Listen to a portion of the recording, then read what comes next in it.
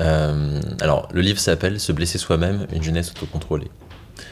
Il part d'un constat, c'est qu'une partie des adolescents et jeunes adultes se blessent eux-mêmes régulièrement par des coupures, des brûlures, ou même certains se frappent eux-mêmes pour gérer leur vie quotidienne. Et donc, je me suis demandé pourquoi.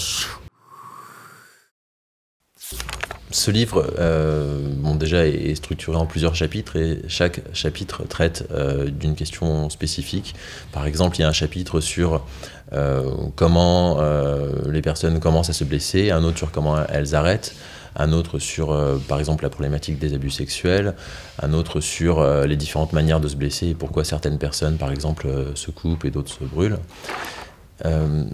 Les deux idées générales qui ressortent de ce livre, c'est que l'automutilation peut être comprise comme une pratique d'autocontrôle, c'est-à-dire une pratique qui sert aux personnes concernées à s'autocontrôler, à se gérer elles-mêmes dans leur vie quotidienne. Et l'autre idée, c'est que l'automutilation peut être comprise comme une technique de positionnement social, c'est-à-dire la place qu'occupent ou que croient occuper les gens dans la société.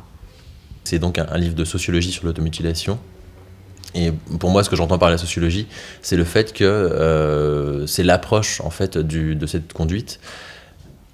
J'ai pas jugé les personnes que j'ai rencontrées, j'ai pas dit dans mon livre si ce qu'elles faisaient est bien ou mal.